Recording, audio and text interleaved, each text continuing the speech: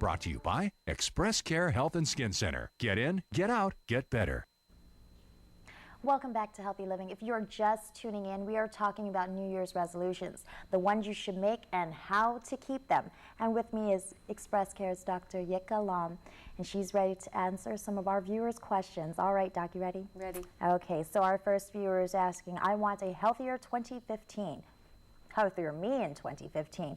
What are some ways I can stay fit at the office? Okay, well, easy way is if there's a lunch break, make it an exercise break instead. Don't eat, take a little drink of water and plan your snack for lunch, meaning bring some carrots, bring some apples, bring a little sandwich from home and get out there. Either get to the gym or go for a walk somewhere cool if you can, and take advantage of that time. Another thing that you can do is any chance you get, don't sit, get up, take a little walk, stretch a little bit. Enlist the help of your coworkers. I'm sure there's others that have the same goal. Use them to help you. If you are a smoker and you want to quit smoking, change the crowd you're with. Tell the smokers, oh, I'm not taking smoke break. I'm going to take a walk break or a drink break or something like that instead. All right. Our next viewer is asking, is there a certain time in the day when exercise is most beneficial? It really depends on the person and how their circadian rhythm is working. I think any time of day is fine. Just make sure it happens. Okay, great. Our next viewer is asking, is it true that when you give up smoking, you tend to gain weight?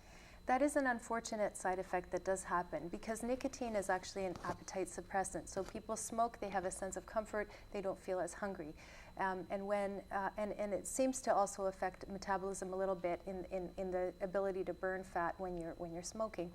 So that is an unfortunate thing that can happen. Now again, you know the road ahead, you know this could happen to you, so you're not going to start eating excessively. You're going to start cutting back actually on what you're eating at the same time and choosing to have healthy light snacks such as carrots and celery sticks and apples and maybe a few nuts and lots of water. And that will fill you up and give you something else to do besides thinking about smoking. So if you feel like you're getting ready to smoke a cigarette, maybe chew on a stick of gum. Just stick a gum, ice cubes, water, yeah. All right. Now our next viewer is asking, I have been smoking for 20 plus years. Can quitting now help reverse the negative damage I have already done to my body? That is a great point because sometimes people feel so hopeless. They're like, why should I bother? I'm already obese or I'm already a smoker and it's probably too late. It's never too late, especially with smoking because the damage is cumulative. Meaning, at least if you stop today, you're not making it worse. You won't end up with the prongs in your nose and pulling the oxygen tank, for one, or with cancer. There may be damage that has occurred, but it is actually, some of it is reversible. Once you stop damaging the body, it can begin healing. So it's very important for you to quit, eat right, exercise, take vitamins for healing of the body after having done that, and have faith that this is a beneficial thing that you're doing for yourself. Okay. Now our last viewer is asking, a better handle of time management is my goal for the new year. What tips would you recommend to ensure that I utilize my time wisely? You know, that's such a fabulous question. We all have the same amount of time in a day, yet some days we get a lot done, some days we don't get a lot done. And what's the difference between those two types of days?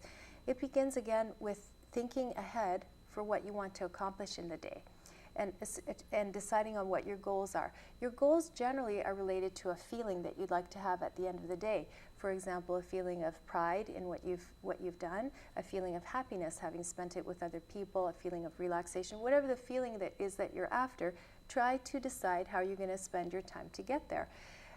Most of all, decide to not waste time.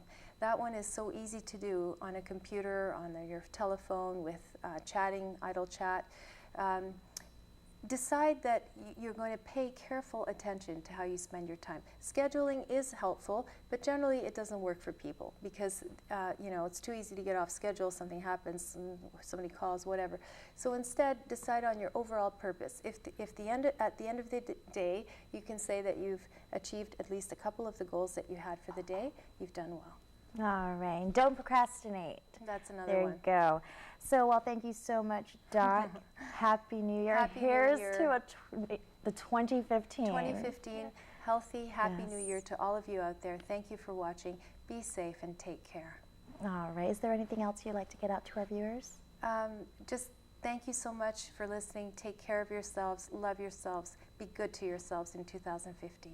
All right, so we'll be back to wrap up the show when Healthy Living returns.